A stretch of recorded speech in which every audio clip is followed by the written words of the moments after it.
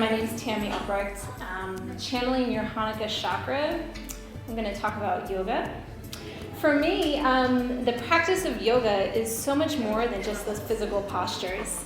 It's so much more than repetitions of sun salutation and downward facing dog.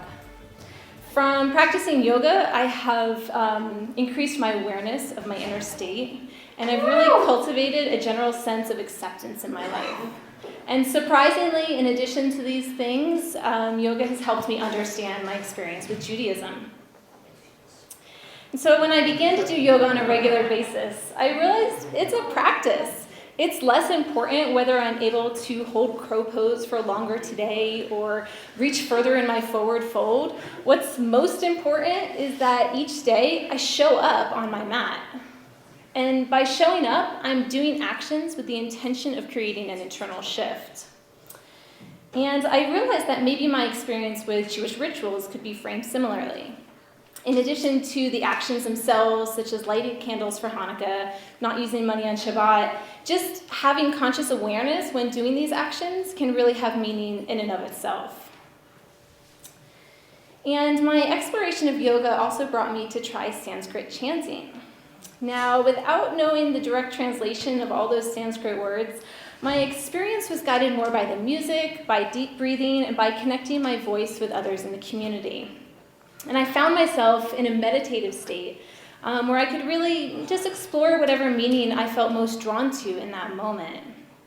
And lately I've been transferring this understanding into my experience with Hebrew prayers.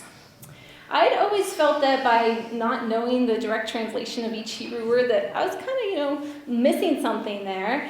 And now tuning into the melody and just the sound of this ancient language really helps me detach from my normal train of thought.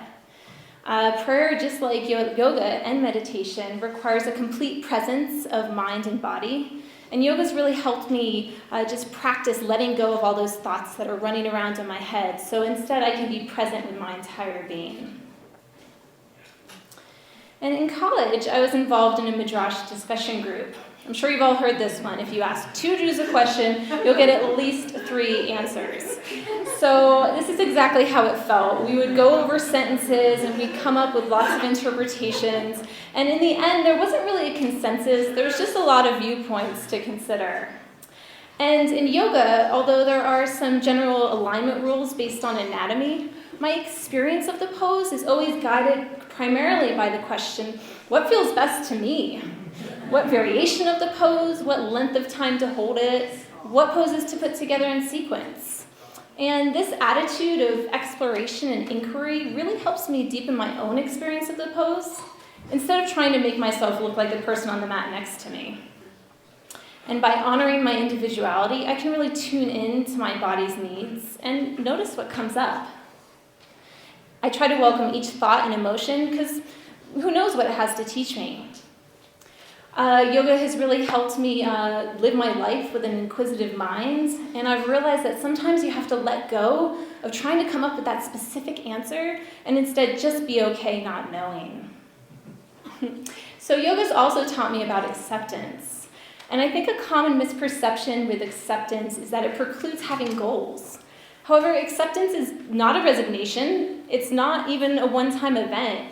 Instead, I've learned that each step along your path requires a renewed sense of acceptance in order to create that forward momentum. Instead of saying, it is what it is, I ask, how can I move forward from here? And I feel like these concepts are really echoed by Jewish values each year at Yom Kippur, when we're asked to reflect on our actions and identify ways to improve going forward with that personal responsibility. And so there are definitely some ways to teach yoga that involve Jewish symbology, but making my body look like a Hebrew letter in a pose isn't the only way to remind me of the relationship between yoga and Judaism. And although there are many connections, they're obviously not the same thing, they're not interchangeable, but they are supportive of each other. And yoga's really helped me tune in and notice the compassionate nature of my true self. And from this, I've opened my eyes to see spirituality in Judaism. And I've realized that exploring spirituality, it's not a straight line. It's a spiral through which I can revisit those familiar concepts over and over again in a new light. Thanks.